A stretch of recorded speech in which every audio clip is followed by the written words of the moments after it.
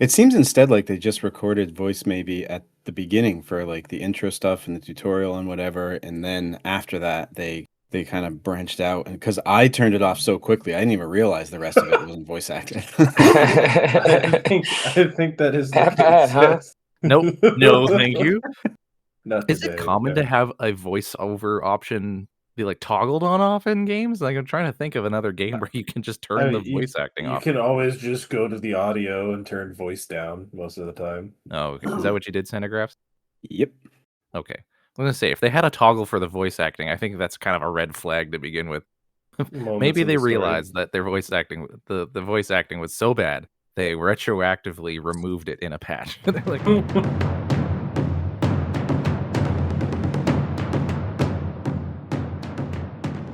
hello, everybody, and welcome to another episode of the World of Eora. I'm your host, Eric, aka Gingerino. Thanks, everyone, for joining me on another episode, and this one is much like another one I released recently that's not actually featuring the normal podcast routine.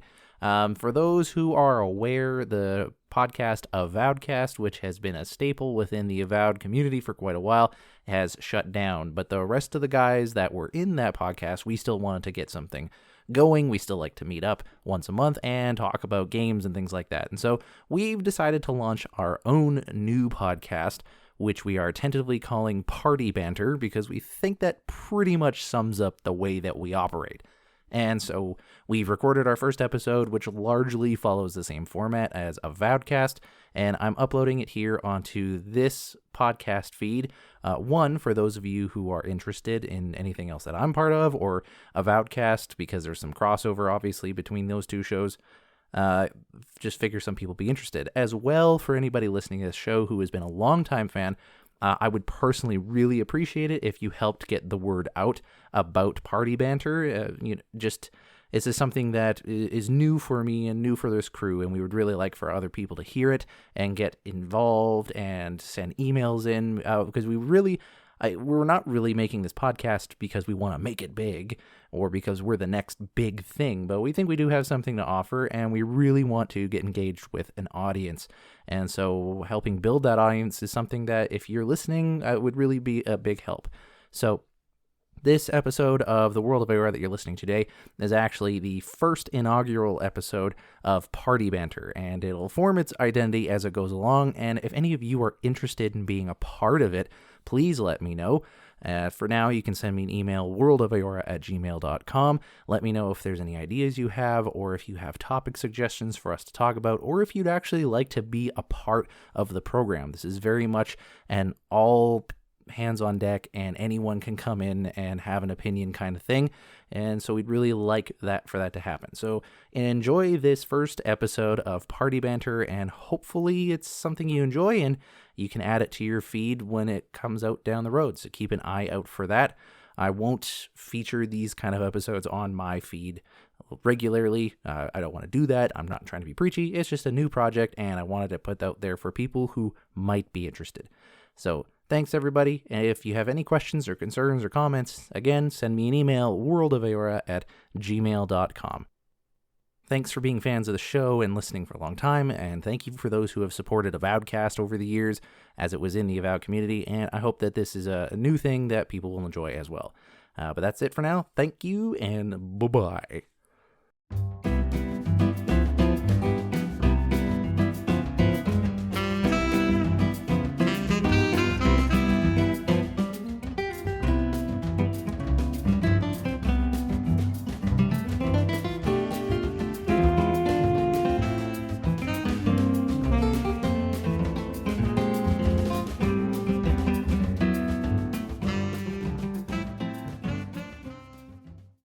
Welcome, everybody, to, I'm not really sure what we're calling it, post-Avowedcast. Legally distinct Avowedcast. Yeah, the show after Avowedcast. I'm Gingerino, here with 4 others today. We're going to be discussing RPGs in general, and we have a few topics for this inaugural episode. But first, let's go around and learn everyone's names and what we've been playing. Centigraphs, I'll start with you. I have been playing a couple of classics actually. I just picked up Dark Souls again, and I'm currently on the first playthrough ever of Daggerfall. um, I'm actually enjoying it more than I thought I would, Daggerfall. It's definitely rough. You could tell that it's an old game. I'm playing the Unity version, so there's a lot of fixes. I didn't want to deal with the actual original game. But once you get into it, figure out what you're doing, and I had to look at a guide to start a character. I started probably 3 or 4 characters, and I couldn't even get out of the tutorial dungeon. So I was like, okay, I gotta look this up and figure out what to do. That's the authentic Daggerfall experience. You are supposed to die to that first rat at least once. I don't think I died to the rat. It was a skeleton later in the dungeon that I just couldn't get around. Also, yes. Look at show off. Look at all the skill you've got. But yeah, once I actually got into it, and it's got a really addictive like gameplay loop. The dungeons, while they are kind of ridiculously huge, and I have quite a few times had to use console commands to warp myself to the item, often when I had already been in the room that it was in, I just didn't see it on the floor. And I have had to do that a few times, but still, it's pretty addictive and I'm into it. I could play it for a while and not really get bored and realize, wow, I've been playing this game for quite a while now without even like realizing I was there for that long. So I gotta say, I was really nervous about starting it, but I am happy I picked it up. And it's also like very apparent to me. I just had replayed Morrowind this last summer, and playing Daggerfall and Morrowind, I just realize the difference between people who are making games because they really want to make something that's cool and people who are making games because they want to keep people coming back and spending more money on the games. Cough, cough. No. Important distinction there. Fair enough. Man, I have never actually dove into Daggerfall, or to be fair, Morrowind, so I couldn't have done Daggerwind either, or whatever weird Freudian slip that was. It's it takes getting used to for sure. I'm one of those gamers that is sadly very easily spoiled by modern gaming. Like if I have to go back and play old games, I get very grumpy about it, unless it's something I have a lot of attachment to. I think because of the Unity, like the way it controls and stuff is not that far removed from something you would play today. Like definitely the looks and just like the setup of the game is old, but like as far as just moving around the world and interacting and combat and stuff, it's really intuitive compared to what we do today. Mm-hmm. I think it's just trauma from the N64 days. If I have to relive that old single joystick baloney again, I don't think I could do it. You don't like having 3 different ways to hold your controller? I mean, don't get me wrong, options is great. And as far as controllers that have a standout silhouette, feel like N64 knocks it out of the park. But I mean, at its time, I know it was a pretty big deal, but I think that many carpal tunnel issues I have today as a grown ass man is due to me playing a lot of Super Mario 64 as a kid. That's an Anyways, interesting connection. Yeah. yeah, I know. Ramaran, what have you been up to? Speaking of Mario, I've been playing 2 games. I've been playing Mario and Luigi RPG 1DX on the 3DS. Well, on a 3DS emulator. The reason it's actually the Japanese name for Mario and Luigi Superstar Saga. But the reason why I'm calling it that is because I'm playing it in Japanese. And I actually haven't I actually beat that game, like, when I was a kid on the Game Boy Advance, and I never played the remake, and, the reason why I'm playing it is because I'm not so great at Japanese, and, it has really simple language, um, but, and, it takes me forever to play through, a game when I'm parsing every single sentence, but it's a lot of fun. I forgot how good that game is. That game like, I played Mario and Luigi I'm sorry, Mario RPG, like, the remake for the Switch, relatively recently in Japanese as well, and that one is like so much simpler than Mario and Luigi Superstar Saga.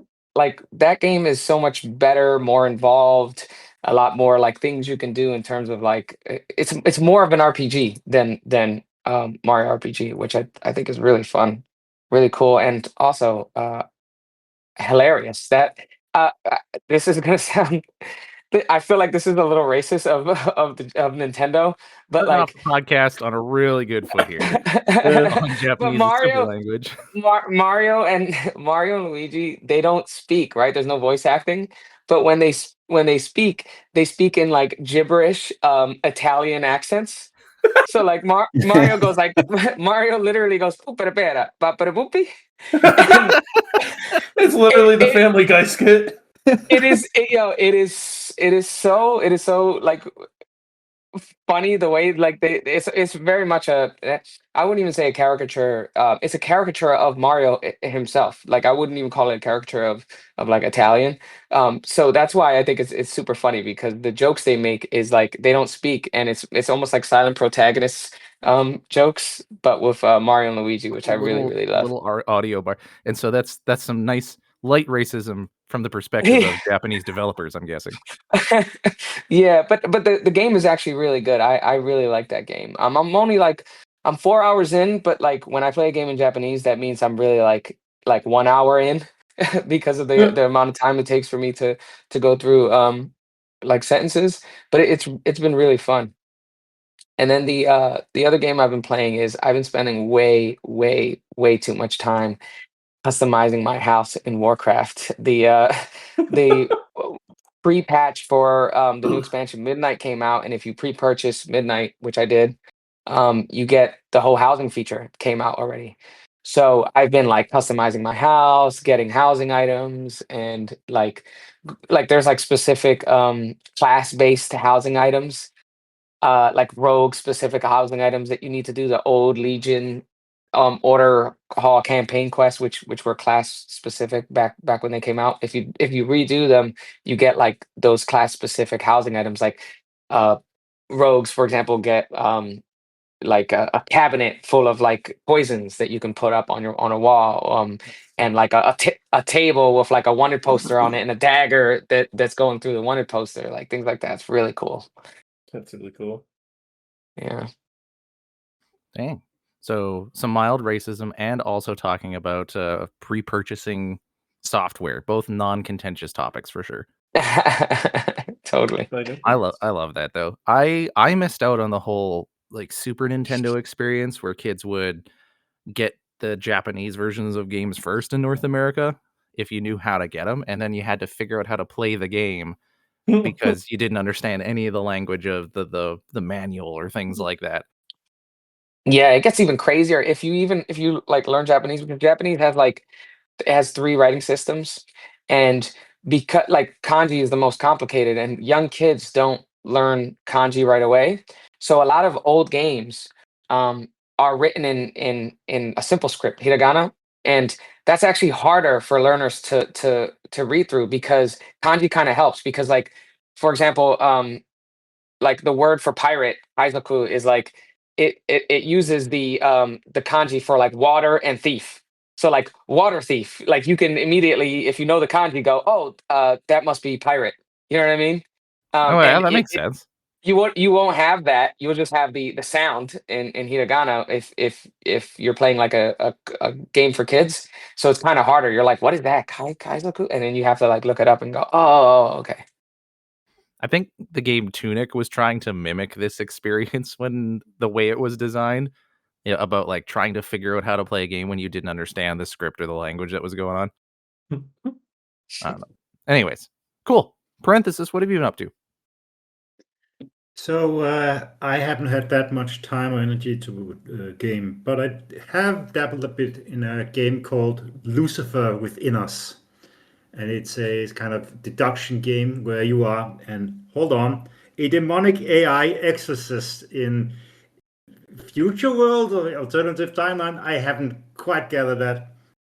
We need to compare statements of different suspects and their timelines that they represent. There's like a 3D world map that, or 3D world that they show what they say they did, and then you have to find contradictions and confront them with it.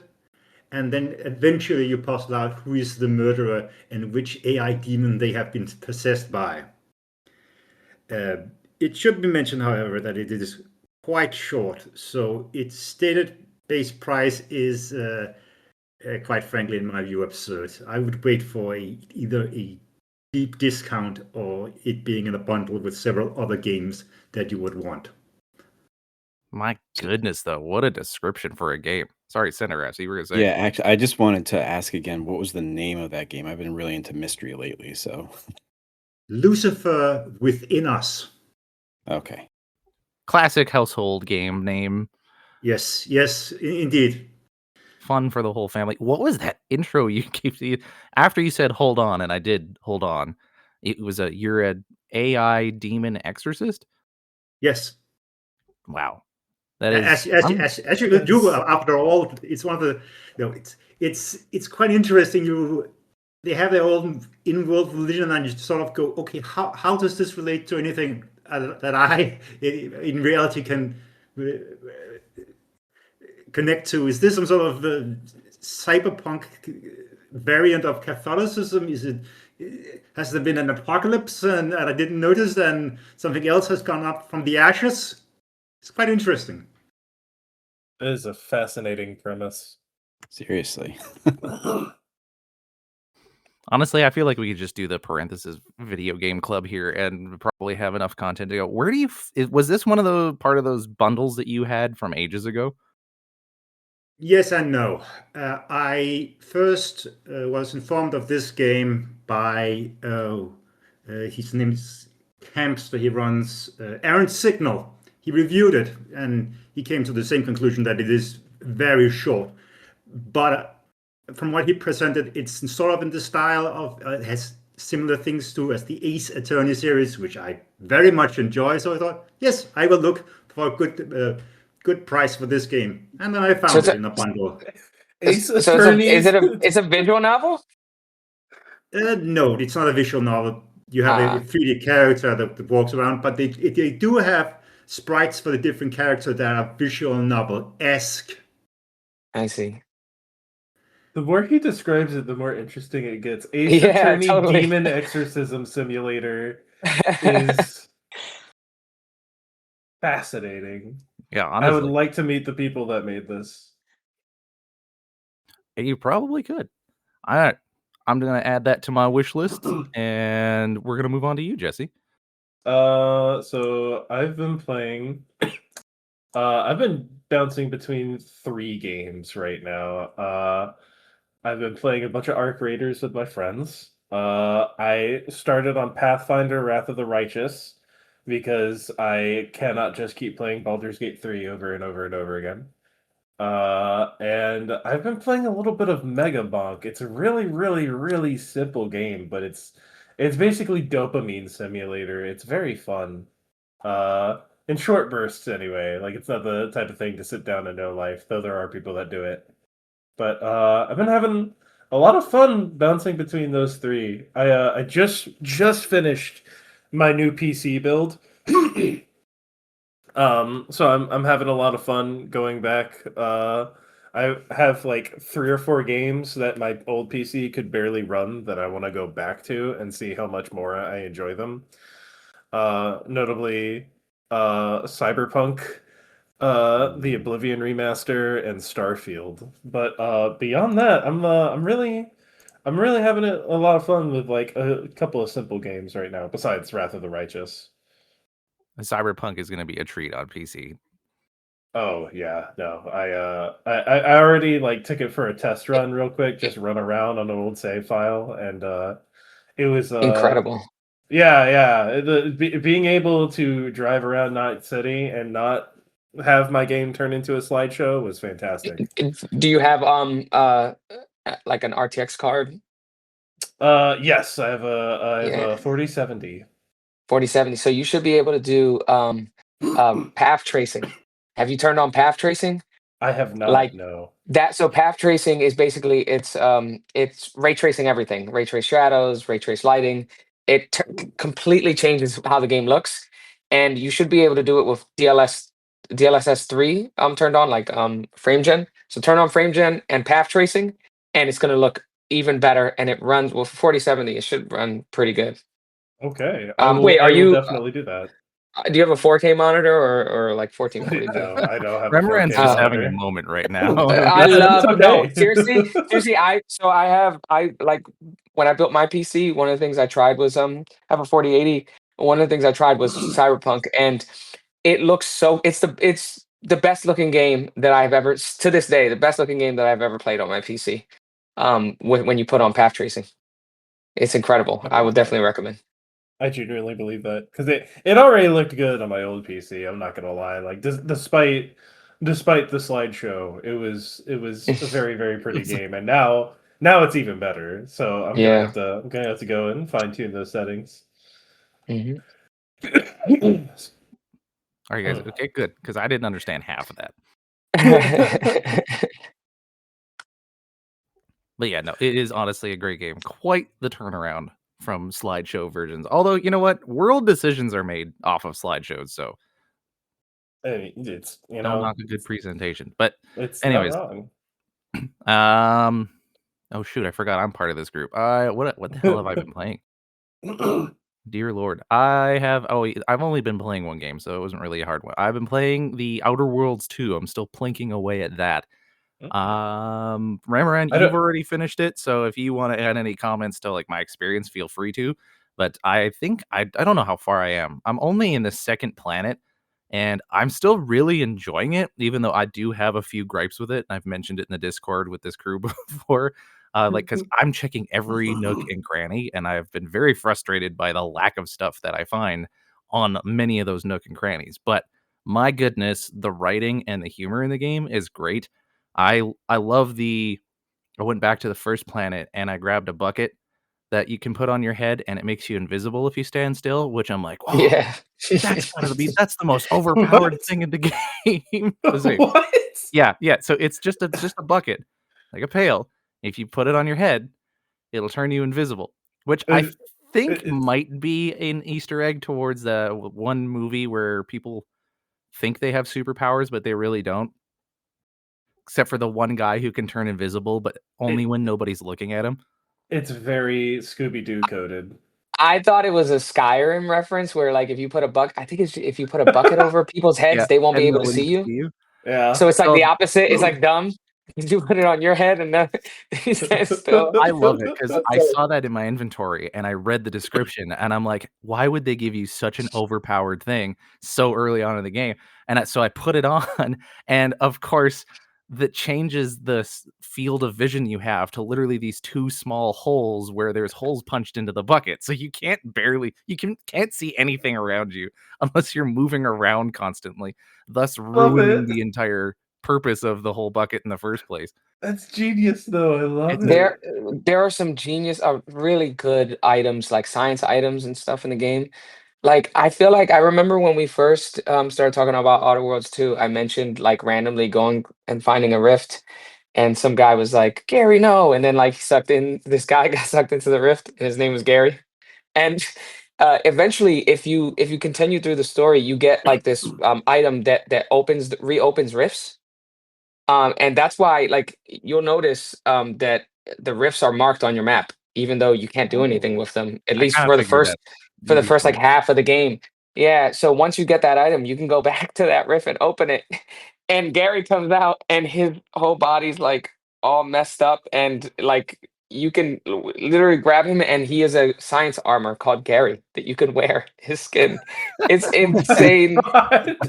Yes, and he I think absor I didn't use him, so I don't remember exactly what he does, but I think he absorbs like tentacles come out of him and absorbs like enemies and stuff. It's pretty crazy.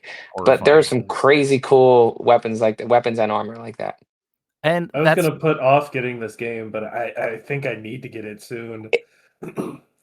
I really liked it. if you do, Jesse, just make sure you like stop and check out a lot of these things because I think one of the reasons I was having kind of a piss poor experience for a bit there is because I would be getting these fantastic items and I don't know it. I don't know it, right? Like everything that isn't nailed down, I am picking up because there is an unlimited inventory, which I'm a Mhm. fan of, but it also means that I just pick things up and then never look at them again. And there's Right. such a high amount of crazy cool weapons. There's one that I'm really looking forward to getting that it will literally use any type of ammo you have. Like, it doesn't matter what kind of ammo, it will use any of it. So you can just get this weapon that will chug through all the ammo you have, and it has like an unlimited clip. Like, there's no reloading or anything like that. And I just think that that's bonkers crazy, but I'm so glad that it's in the game. It reminds me of the rocket launcher from Fallout 3. Right? It's just Yeah, it's I like a that. nutty idea, but yeah. So that's been a lot of fun. Outside of that, I have been there's this tabletop role playing game called Eco Mofos, which I have I don't know, sold all of my time to. It's my most active Discord server, and I spend all the time reading the core rulebook and writing stuff for it. I even put some stuff on itch for a jam. It's really bad. Don't look it up. But yeah, anyways, so that's been kind of my thing lately. I like it. Yeah, there we go. You guys find like such weird niche games, and they always sound amazing when you talk about them. The tabletop world, man. I have dove so far into that. I mentioned it last time on the final episode of Avowedcast. I had to sit my wife down and told her how much money I spent on these books. That's what I was gonna say. Every time you bring up the tabletop now, I'm like, I hope they're doing okay over there. Yeah. Oh yeah. Yeah, the Gingerino household's doing fine. We're not destitute yet. And even if we are, I have this hoard of books I can sell to put us right back on again. So well, yeah, it's insane. I'm spending all my time on that particular game, which is too bad because I have the first game of my Fallout campaign with my table tomorrow, Ooh. and I've only Ooh. prepared like a little bit for it. Oh, whatever. Preparing a little bit is better than not It preparing is at all, true. though, Plus, so, I'm their I mean, GM. What they're going to do about it? And play the game themselves. Exactly. There we go. But anyways, that's the opening segment. Congrats, guys. We did it. Woo! Now we can move on to the next part, which is are visual novels real video games? Oh, no, sorry. That's going to be for a different day. Let's go something a little less contentious. How about we figure out the name of this bloody show that we're talking on? I have put together a list. You mentioned that before. I did. Yes. I've been excited for this. Okay, so before you jump into yours, I went back and I typed out all the ones that we had. I thought there was more than this, so I must be missing them somewhere deep in the Discord. We had thought of things like New Game Plus, Real Time with Pausecast, which I think was a joke, but I put it in there anyways. It was Dialogue a joke. options, Party Banter, sorry, Party Banter, and I don't know. I think because we came from Avowedcast, I also put RPG Cast in there just as a generic one, but whatever. And the parenthesis video game club. It just came. Hey, we also had Kiwi Quest. Kiwi Quest, that is also Okay, Jesse, what's your list? What do you got? All right, so I have this separated into two halves. All right, it's not that long of a list, honestly, but I have the really good ones that I actually really like, and then I have the ones that are okay. So which would you guys like me to read into first? Let's start off with the really good ones. I want to get that Jesse energy going. All right. So I have a little bit of a theme going on with these. I like the idea that this is like the spiritual successor to Avowedcast, Rip Sora. So to start off, I'm gonna throw out the one that isn't like that, and I have it as the short rest. Ooh. Yeah. There are a few that are called the long rest or something like along those lines. I think we can do something with the short rest and kind of fine tune it to us. But beyond that, I have Oathcast. Ooh, I like Oathcast. Unavowedcast. Podcast. There is a game Unavowedcast. called Unavowed. Yeah, there is a game called There is, Unavowed. yes. We couldn't make that hard. Just deep focus for a long time. It's quite good. And then my personal favorite is Unboundcast. Why is that your favorite? Because I feel like that thematically makes sense. Because we were the Avowed cast, and we talked about a bunch of stuff, but mostly Avowed. Now it's just a bunch of guys sitting around talking about video games and other stuff. So Okay. it's like we're unbound. We're no longer avowed. That's We right. can do what we We've want. finally broken free from the shackles of Obsidian's fantasy RPG. Exactly. So I like Unbound Cast a lot, but we make decisions democratically. I like Ovcast because it sounds it's more generic than Avowedcast because Avowed is so specific, but it still has that kind of like connection. Hmm. And my only problem with short rest is that it implies brevity, and we tend to talk for a really long time. Well, see, Um, that's the thing with short rest is that a short rest in actual D&D is like that's anywhere true. from Yeah, 15 minutes to like 4 hours, that's which true. I think is very good Yeah. description of our So show. maybe we should change the Totally. name to a canonically accurate short rest. There you go. Right. I like that. Yeah. Of course, I think that would give the impression that we're mostly about tabletop games, and then we'll talk about video games for most of the time. That's true. I mean, I'm still fine with that. I do like Yeah. short rest, and Unavowedcast is actually one of my favorites. I'm not gonna lie, I do like that, especially. I mean since that also thematically does make sense because being avowed means like you've made a promise and now we've fulfilled it. We're not avowed anymore. So yeah, or we broke the promise, which is I'm fine with that too. bit of column A, bit of column B. Yeah, there's some give and take. Okay, I like those. My next list is the ones that I'm not as much of a fan of, but I figured I'd include them just for variety's sake. We have Beyond Cast, Ascend Cast, and Hard Save.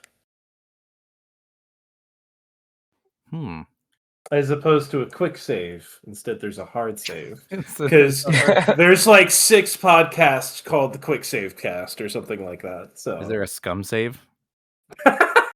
I didn't check. Let me check. Yeah, you fact checked all these already, right? Absolutely, yeah. I went through all of these. Man, Jesse has put some work into this. There's one called there's the Scum Kings, Save Scum, Save Scummers, and the Save Scums podcast. And then for some reason, when I typed in Scum Save, I got the Adam Friedland show. So I don't know what that's about, but I like hard save if it wasn't for the fact I think it would imply some erotic connotations. Yeah. Yeah. Which, I mean, I'm okay with injecting that. Engorged save. Throbbing save. Yeah, throbbing save. I mean, yeah, if we're gonna go for the erotica games, we should just really go for it, I suppose. The Gooner Cast. Yeah, I guarantee you that already exists. There's no way there isn't a podcast called Gooner. I have Spotify in front of me. 1 second. I mean, you might have to use some sort of, dark web podcast thing to listen to it, but whatever. The Gooner Talk. Gooner 2.0. The Gooncast. The Goonerverse Make sure podcast. you wear protection when listening to shows like that, I'm sure. Gooners Cast. All right, we've lost Jesse. He's gone now. There's a multitude of these. For some reason, there's one that when I searched this, I just got Queso. Like the streamer Queso. Oh. Well, So- I learned something about them today. Hard save. Okay, so we have a decent list there of that, plus our list from before. I think what might help is also kind of thinking, what is it that like we really are aiming for? What are we talking about here? I would assume video games and video game design in general, but I mean I would like it to also include like whatever else like tabletops, even books if we want to, or thematic storytelling, stuff like that. Anything that is relevant to the medium, I would imagine. Agreed. Which where Unboundcast really does come in nicely for that. Exactly. I keep mentioning Red Letter Media, but like how they kind of like they have half in the bag where they review movies. Then they have review where they go back and they watch a movie that they already like so they can talk about it. They have revisit where they revisit movies that they didn't really like, and so far all I can remember them watching is Mars Attacks. And then they have Into the Black Void, I believe, or In the Black Void, where they just talk about movies in general and movie making. Like they have an entire episode about VHS and whether or not VHS grading is a scam and that kind of thing. Okay. So like I could see us like all playing a game to like not together, but all playing an RPG and then coming here to discuss it, or taking a topic relevant like visual inspirations behind the Elder Scrolls, stuff like that. You know, we could all talk about the Dark Crystal and stuff like that, you know. The more open topics and more specific topics is what I see. That does kind of match our MO of what we're used to. I mean, Yeah. half of the freaking topics for today are coming from just things we chat about in the Discord. Exactly. What about And you I guys? do like that idea Or, of yeah, go like, Centigraphs. sorry about that. I do like that idea about like picking a game, but the one thing I would worry is if we're going to be still focused on RPGs, then those games are pretty long. So I don't know Yeah. if it'd be like 3 or 4 episodes that we talk about a game, or if we're all supposed to just play the first 10 hours or something. I'm just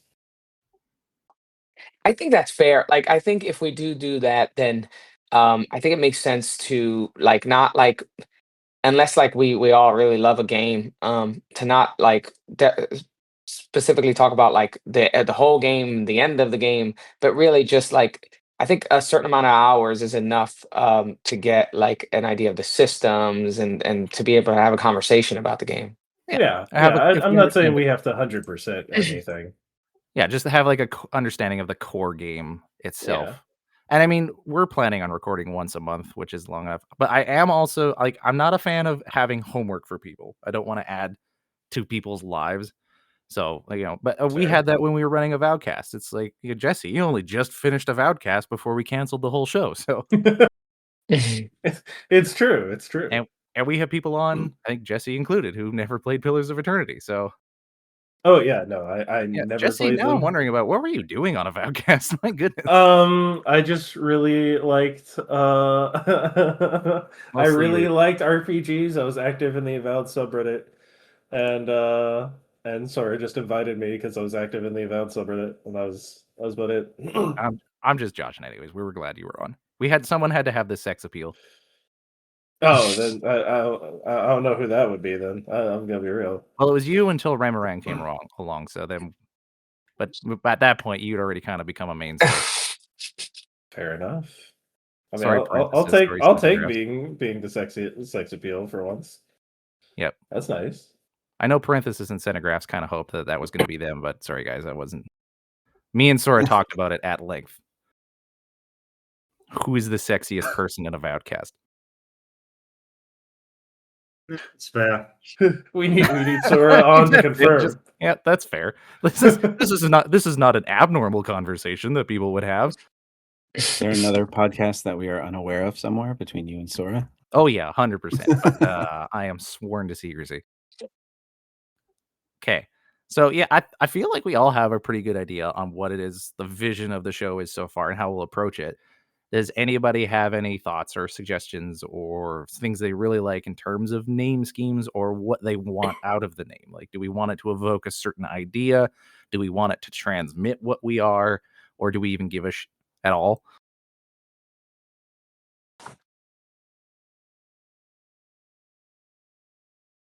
Crickets. I I mean, mean, you can sorry, see with my naming convention it's that the sound of I like people the idea of like this implying that it's the spiritual successor to Avowedcast, because without Avowedcast, none of us would be here. I think thematically that's fun, but I'm just one guy. And we can also change it. Honestly, like it's not that hard to do. It's true. It's true. There were a couple names that I think we had played around before, but all of them are taken on like multiple fronts. Yeah, that is the downside, except for Kiwi Quest and the parenthesis video game club. I feel like those are pretty well open. Yeah, we would definitely be the only one. I'm changing it to parenthesis video game book club just to make sure. Video game book club. Parenthesis, what do you think is something we should try to be transmitting with a name of a show like this? What kind of thoughts pop in your mind about maybe the goals and objectives of it? I think that the vibe is important. What is the for people to expect going in? Is it going to be, interviews with developers and that sort of thing, or is it just going to be people sitting around talking about RPGs? So I feel it's important that is that the vibe is at the forefront. I care less about the legacy of where we came from. Avowedcast was fun. We did it, and now it's done. So I would see us moving on, and otherwise we kind of have to explain to either it became kind of a something deeply buried between only us, so we have to explain it again and again, and it just comes across to me as gimmicky. Fair. So That's a very fair assessment.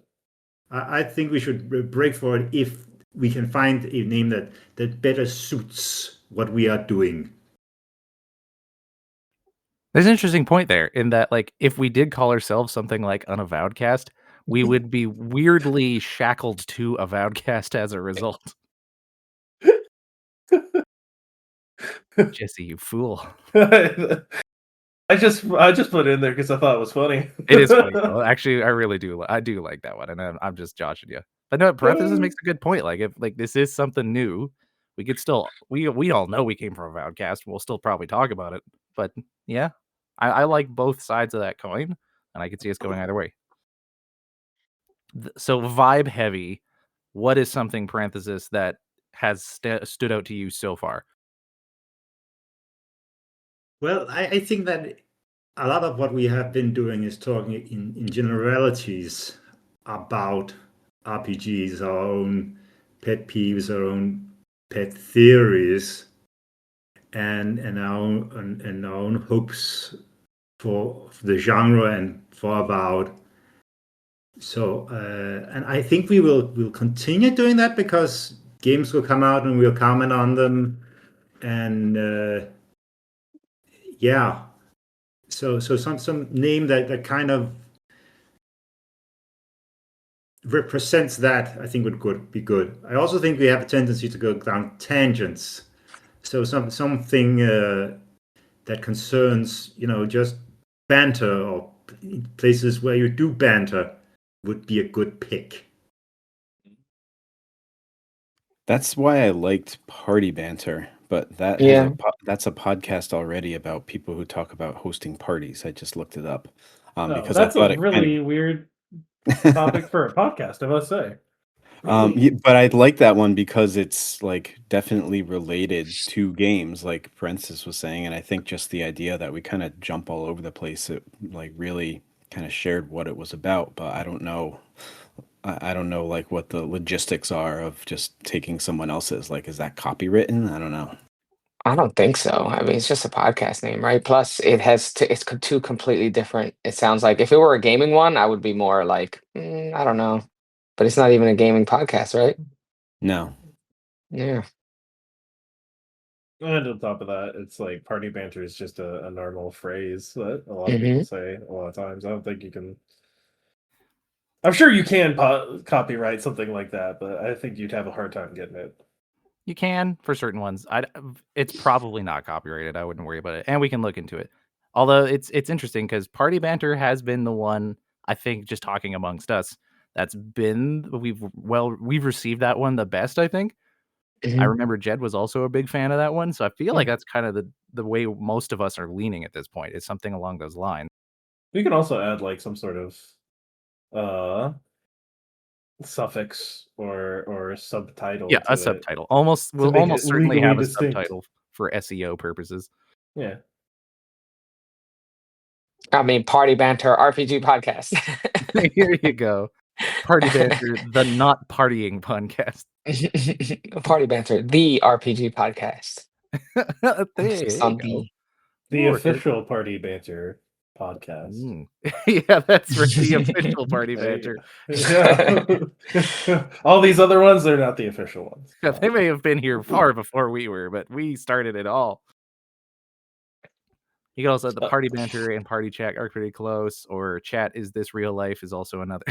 I like that one. Yeah, Chat is this real life is a very good one. But I think it speaks to a particular kind of experience that maybe most of us aren't familiar with.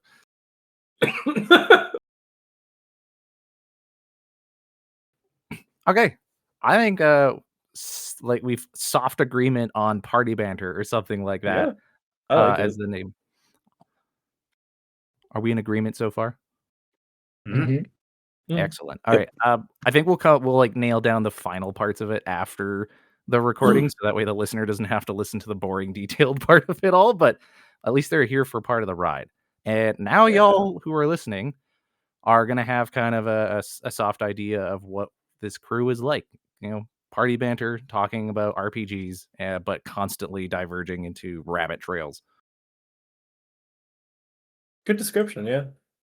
Yeah, I'm good at that. Once a year, I get to say something the right way. Oh, yeah.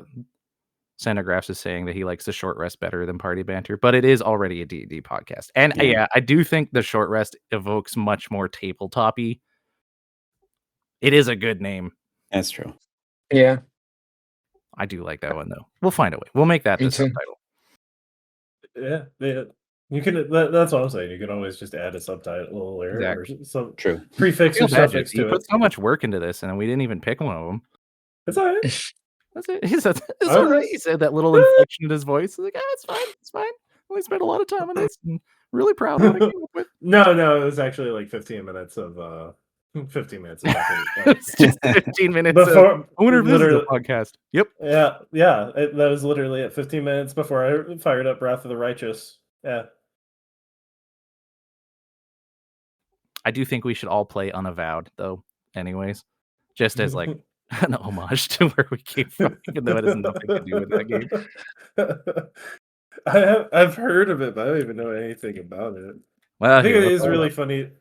It looks interesting so far. I want to say it's like point and click, but I could be wrong. Oh my god! yes. I bought this game. Indie point and click adventure game. Yep. I must have just thought it was such a funny idea that I bought it. All right. Well, I mean, it's okay. When did the first trailer for Avowed drop?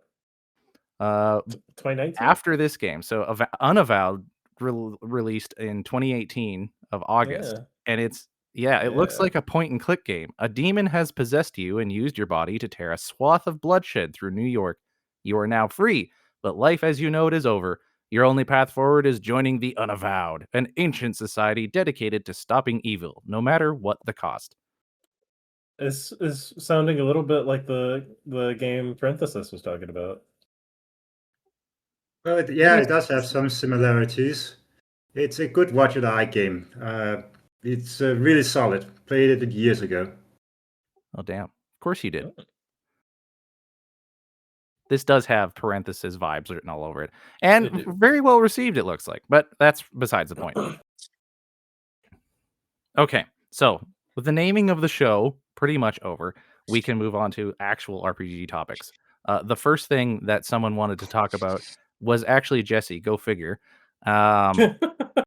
Apparently, you had made us all watch the video of Harkness screaming from Fallout 3. Yes, that is the sound of a man realizing that all of his memories are false, that he is not a real person, and that he was enslaved by a secret society for untold numbers of years, and being forced to remember all of that in a split second. And all he does is go, "Ah!" And that's it. And that is my That was actually favorite. really on point. I listened to it at the same time you said it. And that is my favorite, but also the worst example of voice acting in Fallout 3. That is really... This all happened because I was asking everyone about Wrath of the Righteous in the Discord, and Centigraphs came up and said, the voice acting is really bad, so turn that off as soon as you can. And I was like, is it worse than Fallout 3? Because Fallout 3 has some crazy moments from what I remember. And that started a whole discussion on voice acting, specific to Fallout 3, but other games as well. And I stand by that advice, by the way. So far, there's very little voice acting, so. Hard to say, Santagraphs, because you turned it off so rapidly that True. What if it got really good by the end? So I think maybe I turned it off so quickly because I also had played Kingmaker, Pathfinder Kingmaker, and that was also really bad, but I stuck with it for a little longer, and then eventually I was like, I can't do this anymore, so I turned it off. So I think maybe when I played Wrath of the Righteous, I gave it a shot, and I turned it off as soon as I could. Oh, it's just as bad. Yeah. Okay, never mind. I can't deal with this for 40 more hours.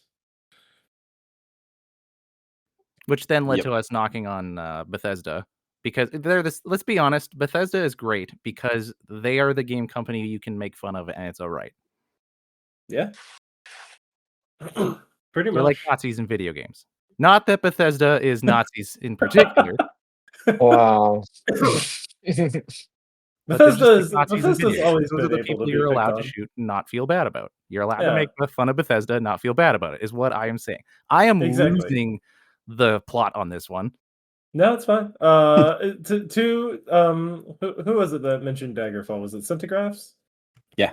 Yeah. So Bethesda has been made fun of since Daggerfall. It was lovingly dubbed Buggerfall on release. Oh man. So like this is a 30-year long tradition at this point. You legitimately are able to poke fun at Bethesda because of their quality? I guess quality control? Yeah, I suppose it's passable quality, but charming. Yeah. I will say that these games are so big at the time of the release compared to like everything else out there pretty much that and this is just in their defense that it's hard to like keep track of all that. I mean, famously in Oblivion, them having multiple voice actors per character because they say multiple things. Having like those I guess the peasants like say, what are you doing here? And then like when you talk to them, they'll suddenly go for backup, for backup. Exactly. It's just so silly. Couple but more you coins can't control and that. I can get myself some new shoes. And then you ask him for rumors, and he's like, Advil's all in an uproar. Exactly, but I think there's a certain charm in that. There is. There really is. If like anyone who says that the bugs in Bethesda ruins their gaming experience is either just, I don't know, your opinion doesn't matter, or you just don't get it, I guess. I don't know. I've always found the bugs in Bethesda games, except for like the occasional game breaking one. Every now and then there's one that can actually ruin your save.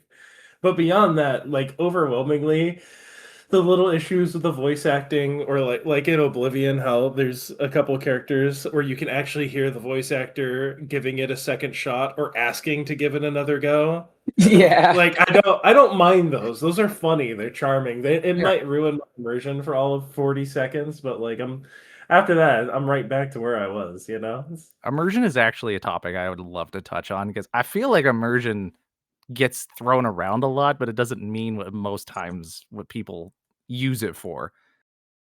Because I mean, even hearing the bad voice acting, I'm still pretty immersed in the game, and I do laugh about it. Don't get me wrong. Like, immersion to me is. Oh no, go ahead. I think about that Harkness yell a lot ever since you mentioned it about how, like, they must have primed the voice actor, be like, all right, we need you to do a little voice clip for a dude just discovered everything a lie. And then they bust out that, which, and that's not any shade thrown at the voice actor, but the person who is in charge of recording it just went, "That'll do. All right, move on." Yeah, Go to the next- that's my issue with it, is that they're like, yeah, it's fine, ship it. Yeah. Which the voice actor is talented. It's the same dude that voiced all the elves in Oblivion. It's the same guy that voices Butch. He voiced, like, the rest of his work is good. I just don't understand why they're like, we want like a really light yell, like you're being like you're being really dramatic about how you stubbed your toe a couple seconds ago. And that's like I feel like he wasn't prepped. I feel like he had like a list of lines that he was supposed to say, and one of them was a bunch of A's with a G, H, H, H, and he just read what he read, and they just threw it in there because that was where it was called for. Honestly, you're Yep. probably right on the money there. It was he might not have even been in the studio. It could have been in his own house in his closet or something like that. And he's just, all right, line 247, AGH, and he went for it. Like, you know what? I love it. Like that's the Bethesda stuff that I love. I love seeing super mutants fall out of the sky. I love the voices mismatching the situation. I love that different characters will use the wrong pronunciation for the same thing between other characters. Yeah, And speaking of like it's the charming more than anything. the size of Bethesda games too, I've been listening to the Wayward Realms. That like once a month they do like a podcast about where they're at and everything. And Julian LaFay, who is the project leader on Daggerfall, who recently passed away, sadly. But he was the project leader on Daggerfall, and one of the things they were talking about is that when he was leading it, people would come up to him and be like, "Oh, I just had a really good idea for this, blah blah blah," and LaFay would almost always say, "All right, let's put it in," and that was basically his stock response. He just every time somebody had a suggestion, he put it in, and I'm sure that has a lot to do with why it was as buggy as it was, especially on release. Yeah, you get that a lot with older games. I remember hearing Tim Kaine talk about Arcanum, and he often refers to it as their kitchen sink game, because like every single idea they've ever had, they just put it in. And there's a lot of good stuff inside Arcanum, but there's also stuff that probably not necessary. There's like a whole system, like newspaper system, where you could buy a newspaper and it'll tell you like little articles about things that you did throughout, like quests that you finished and stuff. But like, I love that like though. no, That's a yeah, great idea. it is right, but like nobody used it. He said that they spent a lot of time on it, but like it wasn't really like a big, compared to Yeah. all the other stuff. But those games are huge, like RPGs in general. So uh, I feel like as the game industry grew up, more like producers started getting into their role more often and nipping a lot of that stuff in the bud. And now we kind of get the opposite, where you get talk about like over engineered or over like I guess systemify like a game where it doesn't feel like a world. It feels like a system that you created, Mhm. So it's like the opposite of that. That's Yeah, it fair. really kind of has. It's like the Yeah. pendulum has swung pretty far to the other end in these overly produced things, which I mean, some people love, right? So I'm not gonna yuck anybody's yum in that regard. But those little, I guess, charming bugs and stuff are now kind of things that are attempted to be squashed in a lot of these titles. And I don't know. I feel like that gave a lot of flavor to what a game or a studio's identity is and how they produce stuff.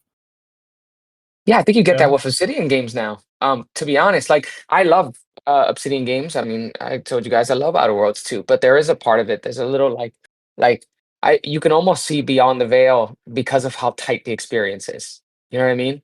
It's like almost too tight of an experience because it feels like it's formulaic in a way. Does that make sense? Yeah, No, I know exactly what you mean, yeah. It's I like the way they use humor in a game. Remoran, did you? Well, what part is this? I don't want to use spoilers in case anyone hasn't played The Outer Worlds 2, but there was one little piece of humor, and it wasn't dialogue; it was environmental. When you're trying to find the two books to get those two ladies to stop arguing in The Outer Oh Worlds 2, yes. Yep. and did you see the ledges that had like yellow towels and yellow piping near it? Yeah. You mean wait. Yeah, so on the final, and I don't know if anyone else noticed this playing The Outer Worlds 2, and I just Mm. loved this because you know, the big discussion about, oh, yellow paint this and guiding Oh your yes. players from A to B. There's this one small part where you walk into a room and you're like, where the hell is this book? I can see the quest markers here, and you notice that it's up on a ledge. So you do the gamer thing where you start looking for things to hop up and down on. And there's this one ledge you can hop up on, and it just has a piece of yellow fabric hanging off of the edge. Yep, I remember And that. that's it. And I laughed out loud because that doesn't appear anywhere else in the game. It was just some developer who was being cheeky about it. I love things like that. And that's I very think that's Obsidian hilarious. to like make you laugh without having a piece of dialogue. That's amazing. I love it. Anyways, what were we talking about? I don't even know anymore. We were talking about voice acting in Fallout 3, and then that turned into how much we love bugginess, despite the trials and the complaints around it. Because at the end of the day, yeah, I agree. It doesn't really like ruin my experience anyway. Like a lot of times, I see a bug and I'm just like, oh, that sucks. Oh well. What do you guys like? Do you guys prefer games with voice acting over games without voice acting? I feel like there's this big argument of like I remember Josh Sawyer talking about how they had to voice the entire game in Pillars of Eternity 2, and how the first one didn't have that, and how like it's such a big like endeavor. And it almost sounded like to me like he wasn't like a huge fan. Like it didn't have like he understands why we have to do it, right? Because that's what people want. But like it kind of, it makes things more difficult, right? Because you can't well when you don't have voice acting, you can change a line, right? But when you have Yeah. voice acting, you have to like solidify, okay, this is what's going to be said because this is what the voice actor is going to say, you know? Yeah, there's less time for changing things last minute, and overall, Mhm.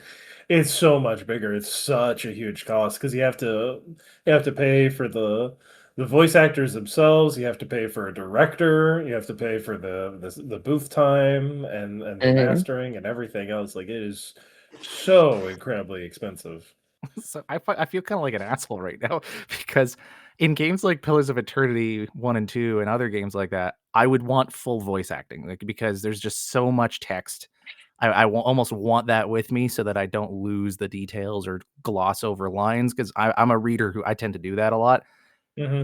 But then when you have your big action RPGs like The Outer Worlds 2, I will read the subtitles and skip the dialogue. So games where it's supposed to be fully voiced, I was gonna I'm say like, I do the just read opposite. the short blurbs. That's fine. But in the games Yeah. where you're supposed to read shit, I'm like, I want someone to walk me through it with their voice, please. Oh, I I'm a bad person.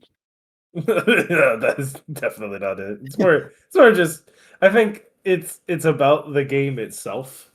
Honestly, just the game design, the kind of mode, the state of flow that it puts you in. Like with an Elder Mhm. Scrolls game or a Fallout game, you're running around. So much of it is turning a corner, shooting something, looting, trying to be quick. So that way, your buffs don't wear off. You can get to point A to point B as quickly as possible and safely. Dump all your crap so you can go back to looting. It kind of encourages you to play a little looser and faster, and the voice acting sometimes gets in the way of that And versus an RPG where you're taking your time, you're absorbing the atmosphere, and yeah, you want to you want to experience the dialogue the way the writers intended you to do that, and the best way to do that is through voice acting. yeah, I, I I like I feel like for me it's kind of like it depends on the game and it's immersion based, and I feel like those like the Fallouts, those big open world uh RPGs that are all about immersion. I feel like they need voice acting. I feel like they need it. Like especially, you talk to someone, the camera zooms up to their face. Like Outer Worlds 2, I feel like would be weird without voice acting. But Yeah. a game, but like a CRPG, I feel like matters less. Um, I'm a fan of for those games. I'm a fan of like voicing the main story, and then like the side stuff, not necessarily having everyone voiced. I'm not a fan of what they did in Pillars One, where like some things were voice acted and some weren't. You know what I mean? Like you would go to someone and then like sometimes they would have a voice and sometimes and then you weren't sure. Like for the most part, the important ones were, but then like I feel like there were some times where like important like story parts weren't voice acted. I felt that was weird.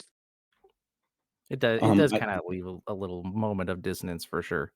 I'm Mhm. curious. I definitely prefer everything to be voice acted, but I think that, for smaller games or smaller budget games, it's a lot easier to pick a happy medium. I like what Morrowind does particularly well because voice acting, like to have every NPC in Morrowind voice acted would be a Herculean task. But when you do have voice acting, like at the very beginning, and then with your confrontation with Dagother, it makes it feel that much more climactic.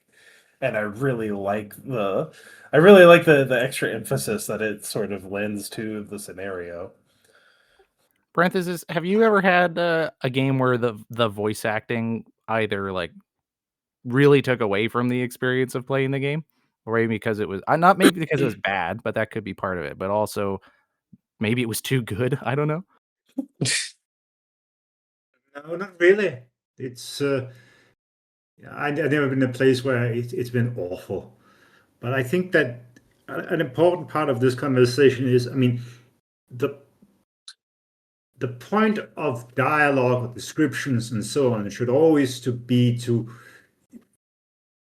illuminate and further the story or the context you're within. The point is not to have infinite amounts of text. I mean, you could very well argue that Pillars of Eternity, in its efforts to create exposition and not having access to the design that is the hover over system that explains various things, relies too much on deluge of exposition, especially at the start of the game, where I saw where they just throw proper nouns at you in order to get you up to speed with the world that you are in. So yeah, it's probably the advantage of not having voice acting is that you have more flexibility of working on it, but you still need to create the right amount of text and not just bury or drown the player in it. Did any of you guys feel like that when play? Because we're going to be bringing up Pillars of Eternity a lot because that's kind of our foundation. But did any? I know I did. But did you guys feel that when you played Pillars or something like that for the first time? Just like an overwhelm of information and world building that turned you off of it? Or was it too much? Or is that kind of the thing y'all like? I like it, but I'm a lore fiend, so I'm the wrong person to ask. Yeah. I like it. I like it when you have what Pillars had, which is that like hover over system where like you can kind of look at things up easily. But like if I played I don't know how many of you are fans of like JRPGs, but if you ever played Final Fantasy 13, uh like the Oh yeah. amount of proper nouns they throw at you in the beginning, and I'm a post falsi, what you're like, what are you talking about? Like there's just it's too much in the beginning, and I feel like part of for those games that don't have like the hover over or have some sort of intuitive system to introduce you to things, it should slowly get you into, or it should be an isekai, those where like somebody comes like it's from a normal world, it gets transported into the world, and that way that you learn with the person what's going on. You know what I mean? Well, you're an I feel like so. outsider. Yes, an Absolutely agree outsider. with that. Mhm. I think in the theme of Final Fantasy, I have a love hate relationship with Final Fantasy X, but it does exactly that. Titus is just as confused as you are. He understands absolutely nothing about the world he's currently in. He is totally lost, and so they have to explain everything to him like he's an idiot, which Titus kind of is an idiot, but it gives the player the opportunity to learn alongside it, and it feels it doesn't it makes the exposition dumps feel justified and reasonable to the point where you Yep. don't question it. And I really really like that because Final Fantasy 13 I was so turned off because they throw so much exposition, so many proper nouns. There's so much context to the point where they couldn't figure out how to give it to you properly. So they literally just have an encyclopedia for you to read. Mm-hmm. And it constantly gets updated, and it turns the game into a chore for me personally. Yeah, I agree. Centigraphs, you started your YouTube channel on Pillars, which is like a good example of it. But that was a whole new world for you, wasn't it? Was that undertaking to understand everything that you were trying to produce on the show while you were learning it?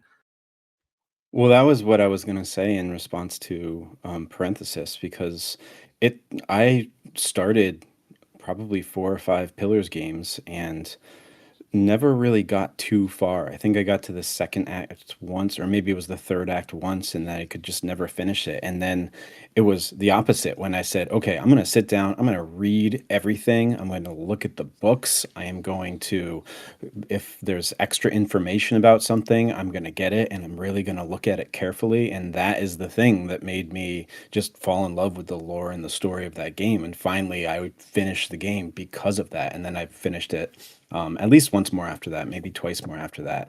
And it was because I actually delved into all that extra information. So I know, I understand why voice acting is something that is desired and why so many games have it. It's like a better sell. But for games like Pillars and even like action RPGs, if there's a lot of choice in there, I think voice acting actually hurts the story more than it helps. Like, if it's really good, I know that it can help with immersion, but as far as choices go in stories, I think that voice acting can actually hurt. The big exception to that would be Disco Elysium, which was a non-voice acted game before, and then they did the final cut. So everything was already written when they actually did that. And that's a great way to do it. But I think if you plan a game and you have that voice acting, I actually think it hurts in a game with choice. If it's a streamlined experience, then voice acting all the way. But if it's a game with choice, I think it could hurt. Oh man, I honestly I like the voice acting for Disco Elysium. I think that was the perfect thing to keep me going through it. Well, that's what I was like. They did a good job with that because Yeah, it wasn't fully voice acted at first. yeah, and it's also partly in due to that particular voice actor because my goodness, I could listen to that guy talk all day. Which is weird because now that I think about it, he does the same inflection and tone and everything for all of the different personalities traits, doesn't he? I don't remember. I can't remember. I feel like he's the same voice for every single one of the mental traits, except for like reptilian brain or something. Then he changes it up. Ah, you can play that game on mobile now. Yes, I did see that. I don't Man, know how good that experience would be, but I did see that. it is not that bad actually. It's kind of almost point and clicky where you scroll across the screen to survey the area that you're in. You tap the markers to investigate stuff. So it actually works really well. They redid the game for it. I personally I like it. But you have to, I think, really like the game if you want to slog through the full breadth of that game on mobile, which I think most people playing on mobile just want to have their quick hit and go. I'll take a look at it. Yeah. All right. Before we close out, because we've already been going for over an hour, wanted to touch on, since this is appropriate for the year end, which is also when we're recording this, is Game of the Year chat.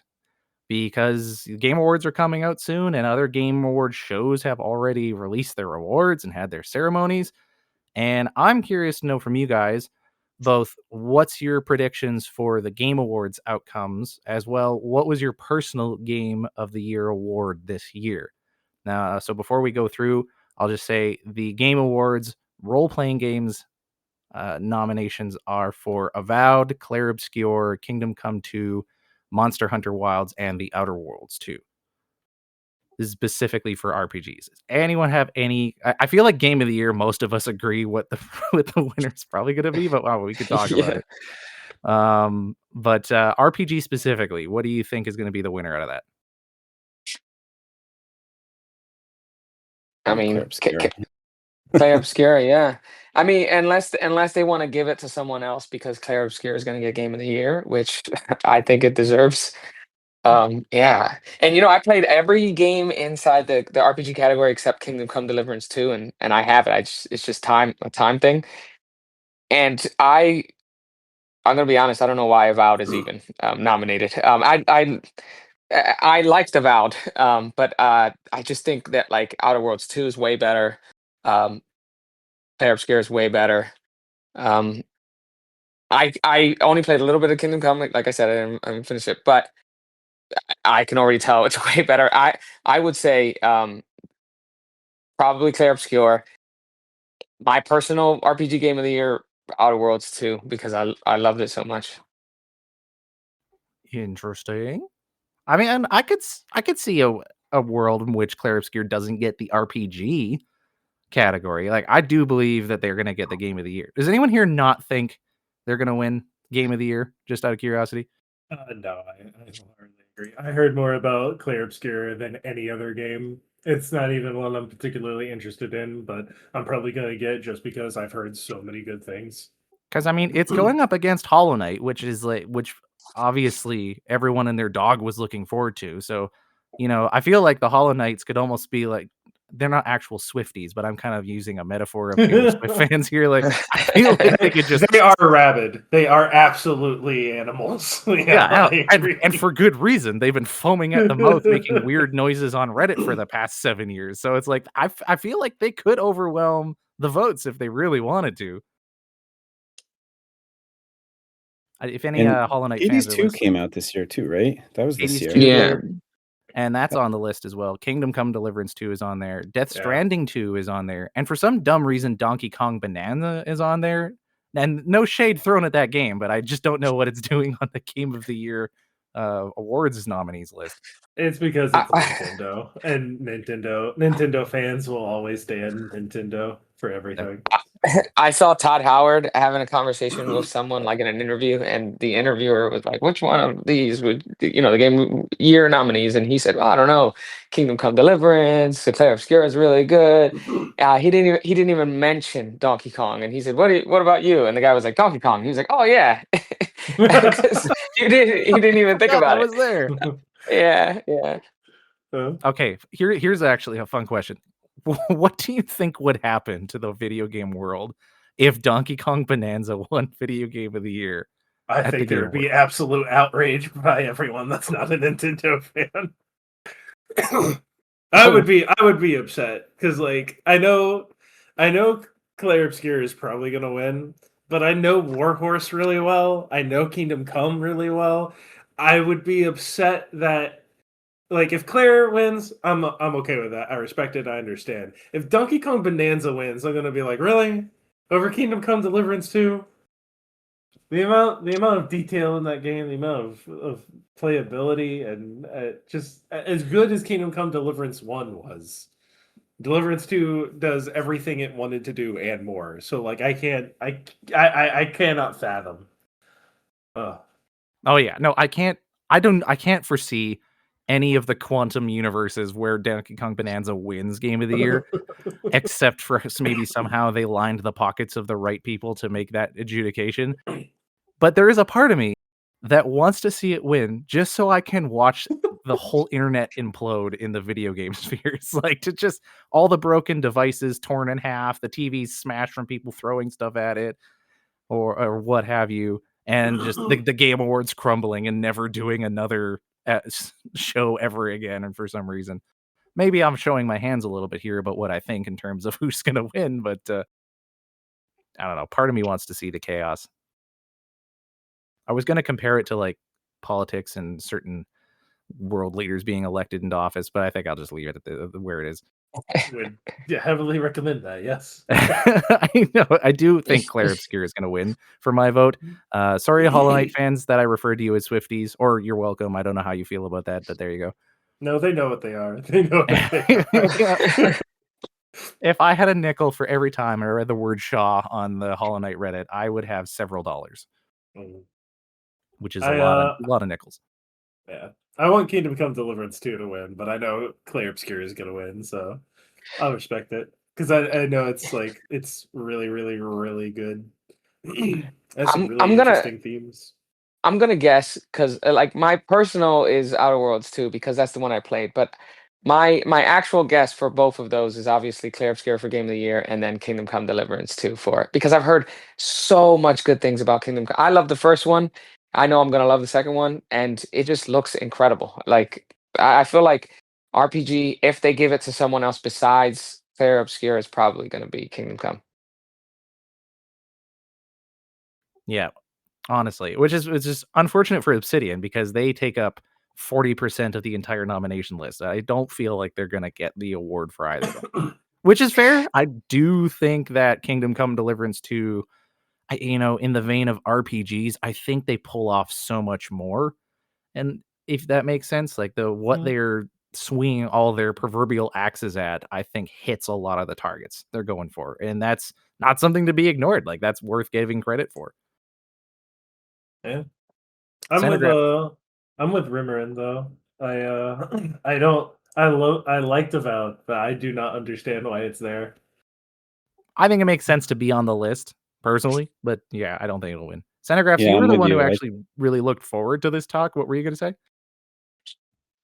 Oh, about what I was gonna say about Avowed is that I get why it's on the list. Like I would put it on the list, but no, I would not vote for it. Although the only two games I played on that list are Clair Obscur and Avowed, and Clair Obscur would be my number 2 game of the year. So it's like I think that one's gonna win. What's your number one? Silent Hill F. Oh, Oh, Um, I couldn't believe how much I love that game, and I've been playing Silent Hill for a while now. It was such a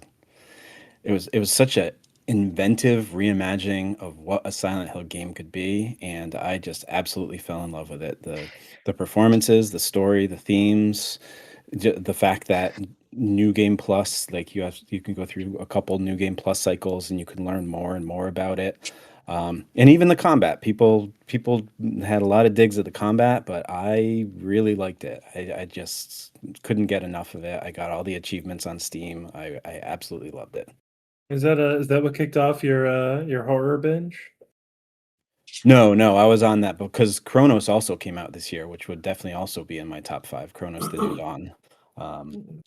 But I've been on a horror binge for years now. if let's say someone, some random redheaded gamer was a scared little baby when it came to scary games, not me, but someone else, what would you say Silent Hill F is a good place to start for the horror game? Silent Hill F could get pretty scary, and the the combat was like people compared it to a Souls-like game. I didn't think it went that far, but it could get kind of difficult at a time. There's no shame in lowering that difficulty to easy though. Um, but it wasn't like the most scary game, so I don't think it would be that bad. Although for a starter, like someone who gets scared really easily, I would say maybe like the Resident Evil 2 remake or even Chronos: The New Dawn. I wasn't too scared of Chronos: The New Dawn. I was stressed out, but I wasn't too scared of it. Gotcha. Well, when you said it was pretty scary at the start, you pretty much convinced me not to try it. So, and also when you're like, well, maybe play Resident Evil 2, and I'm thinking to myself, I did try Resident Evil 2, scared the pants off of me in the beginning, and I stopped playing it. So, Oh, okay. so I don't think damn it. I really want to get into horror games, but I cannot get past the stress of it. you should really play that. Oh gosh, I forgot the name. That's the RPG that I told you guys I played. The Cosmic Horror one, Pixel. Oh, that one I Pixel. actually, yeah, Scald? that I like. That is the kind of Scald, horror I yes. can get into. So that is Cosmic Horror. It's your type of game, like if you've played a CRPG before, and it's like more creepy horror than like. I mean, there's some body horror stuff there too and stuff like that. But I feel like it's light on it because it's like pixel art, but also it gives you the vibe of a horror game, like the quiet moments where things happen, like all that you get. I think it's a good starter for you Yeah, specifically. I have Horror game. played Scald almost to the end. I had to stop because it literally gave me headaches, and I'm not just kind of flubbing that. I stopped playing the game, and then I tried playing it again. I got the headaches, and I stopped, and I tried again. So something about that pixel art, the way they did it, it literally gives me headaches. Oh. which is too bad Oh, because shit. I loved Scald. Like they did such a good job on that game. Yeah. Grass, I'm curious. Did you play Scorn by chance? I haven't. I own it. It's just one of those games that's sat, and I haven't actually played it yet. But I do plan on getting there at some point. Okay. Let me know how you like that one because I really like the Geiger look that it has. And So you I didn't have hear played it, or particular. you haven't? I haven't, no, but I was really interested in it from the moment they started releasing trailers. But I just heard such bad things about it that I never actually bought it. I just heard that it was kind of boring.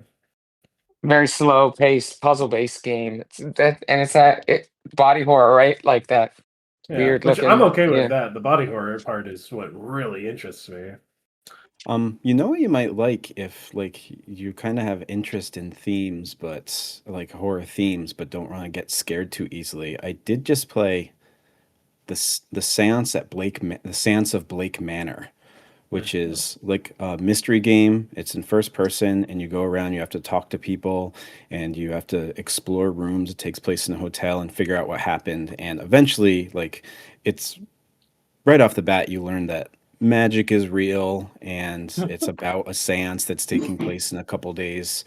Um, but it's not like traditional scary. It's just got some of those themes as well. So if mystery intrigues you, then Seance of Blake Manor, I think, is really good too. Yeah, I'm looking at it on Steam right now. It looks like it could be pretty good. A little bit of heresy here and there, but whatever. That's Oh always yeah. fun. Oh, and Miss Mantovani. My goodness. I've been hearing the word Dommy Mommy come up a lot lately from my wife's into book talk, so I hear a lot of the words like that. So there you go. I don't know why that image of her conjured that in my head, but there you go.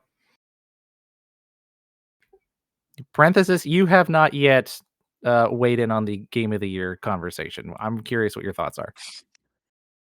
Well, don't really have any comments for the Game Awards. I realized that I've removed myself unwitting. I just kind of by not by any conscious choice, but just by random motion, I seem to have removed myself from the bleeding edge of gaming and somehow wandered into the wilderness of indie games.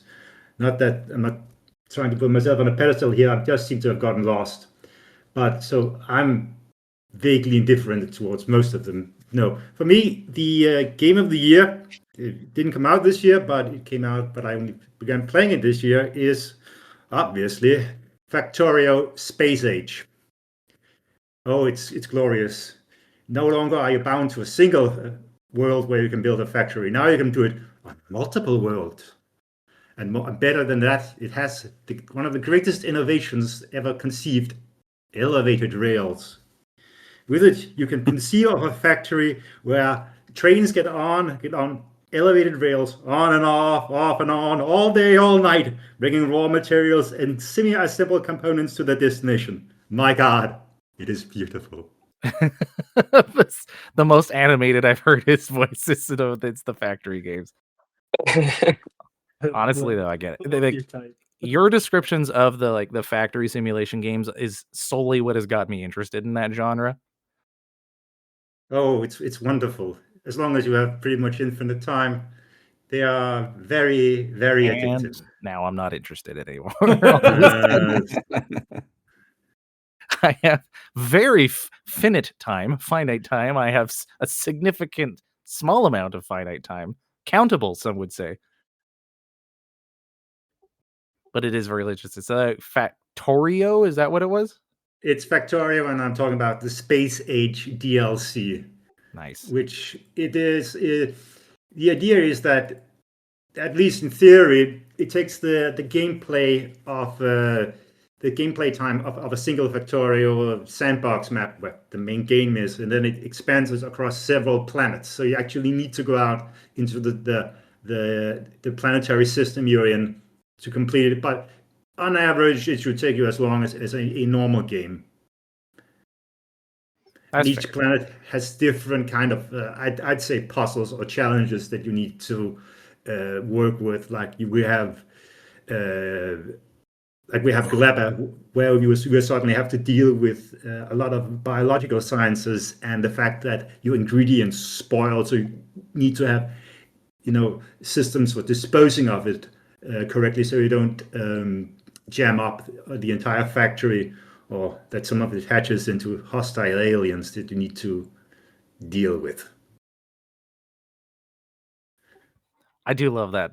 And I also love like the indie aspect to all these. And I understand where you're coming from in that regard. I I think just the nature of living and having lots of responsibilities like a normal person, that the move towards indie games is becoming, I think, more and more common. Like I haven't played most of the games that were on the nominations list for the Game Awards, which I always find interesting because you when you go through the nominations and you want to vote as a viewer, it's hard to vote on something where you haven't played or experienced over half of the list. So like, how do you make a decision, or should you even cast a vote in those situations? Yeah. I mean, for the viewer voter, yeah. I think you should, even if you haven't played everything. I don't know. I didn't vote on a lot of stuff because I just simply haven't played a lot of them. I've been diving into like the big ones, obviously, Avowed and Outer Worlds for me, but the other games I haven't touched them. So the indie games, I feel like I might have more time to actually play and chat about or know something about. But there's not really any viewer voting, I think, for that one. There is an indie game awards show, which I haven't ever witnessed before, but it definitely seems like something I'd be a little more into, which is also funny though, because Claire Obscure is technically an indie game, so it's just going to sweep through that as well. How does it count as an indie game? I know they were all like brand new developers, and that they basically like had like someone just said, "Let's start making a game because I'm bored." But like that, it was published by Ubisoft. How does that count as indie? It's not published by Ubisoft, I don't think. I don't think It's they have a not. publisher. No. I think what it is one of them worked at Ubisoft at one point. Like I think one of the heads of the Oh. studios is experienced. I mean, they're all experienced. I don't think anybody who's never made a game can say, let's make a game and then make Clair Obscure. I just feel like I feel like that's too good of a game. I My understanding is it was all like junior developers, like brand new Yeah, hires and stuff. I feel like, and the other thing is that it's not like team size is small. I don't remember what exactly the number was, but like they also did a lot of third party contracting. Um, so I don't think like I feel like it is an indie game in that I think it was self published. I don't think there was a publisher. Okay. But but like that goes into the conversation is like what is an indie game and is it budget because like is it team size, do third party contractors count as team members, you know what I mean, because Obsidian has I don't know 100 200 developers whatever, but then they also do third party contractors too, so maybe a couple of more 100 people worked on it, you know what I mean, so I feel like the whole conversation between like what is an indie and what isn't is it's kind of crazy. You can't really I don't think you can really like put a bullet on exactly what you would consider it. Because like a single person making a game and sandbox making Clair Obscure both technically are considered indie games, but they're two completely different situations. You know? There hasn't been a That makes consensus on sense. what makes an indie game. Because I think for a while before it became really formalized, and there's game show awards for it, it was mostly just a vibe based feeling, like you knew an indie game when you saw one. Yeah. But then there started to become more formal definitions the more popular it got. And I think the Dave the Diver, which is a Ubisoft made game, if I remember correctly, or at least some publisher, they released Dave the Diver, and everyone's like, "Oh, this is a beloved indie game." And a lot of people were saying, "No, it's not. This is actually created by a AAA studio." But it had the vibes of an indie game. Mm. That's interesting. That's an interesting topic. We should discuss that at length someday. On a future episode of Party Banter, Yeah. the RPG adjacent podcast. That sounded good. Yeah, I like that. Thank you. Maybe it was just my voice. I don't know. But it does actually. I do like that. I think Party Banter is the one we're going to go with. I like it. It does match Yeah. our personal ethos and motif as well. But yeah, I think we've gone pretty far along. I don't want us to go over 2 hours. So I think this is a good spot to close off our inaugural episode. Thanks everybody for joining in and contributing, and also for you, the listener, for jumping in right at the start. I don't know how successful this will be at the start or not, but who cares? We're mostly just talking to each other. That being said, I would like for you all to toss out where people can find you if anyone's interested in seeing the work that you're doing. Jesse, let's start off with you. Where can people find you if you want them to find you? I don't really know at the moment. I I still have my subreddit, but it's I haven't put anything there. Just because Reddit's terms of service are a little strange when it comes to like actual creative stuff. So I haven't really been posting anything. I will definitely announce when I'm ready to show stuff off, but that's not going to be for quite a while. However, I will once again shout out my concept artist because I absolutely adore her work. It's Hattie James on Instagram. Let me double check. She used to go by Nebulock. Hattie Lee Art is her Instagram handle. She does all my you can actually see some of my concept art there if you like. But yeah, so I guess to be announced. Excellent shout out. Thank you, Jesse. Parenthesis, where can people find you? They can find me on Twitch, where I stream under the handle Command Objective. Usually stream on Thursdays and Sundays. What are you currently streaming? I'm currently streaming Tales of Monkey Island, though we are coming towards the end now. And I'm streaming the third and final Gabriel Knight game, Blood of the Sacred, Blood of the Damned. Damn. Is that one Both of them. FMV, or did they go back to pixel art for the third one? No, but it's actually quite interesting. The first one was pixel art. The second one was FMV, and then they went to very early 3D. It's the way not God intended. It doesn't look very good. It's I mean, it was in the twilight years of Sierra where this decided, okay, now is the time we have to go to 3D because that's the way the industry is going, and by gum they did, and oh dear. Quest for Glory 5 also suffered from this. It was the early days, and none of the games from that era, pretty much none of the 3D games from that era has aged well. Let us just say that. But yeah, both of them adventure games are usually feature story-heavy games, even do something that is either interactive fiction or interactive fiction adjacent. Awesome. Thanks, parenthesis.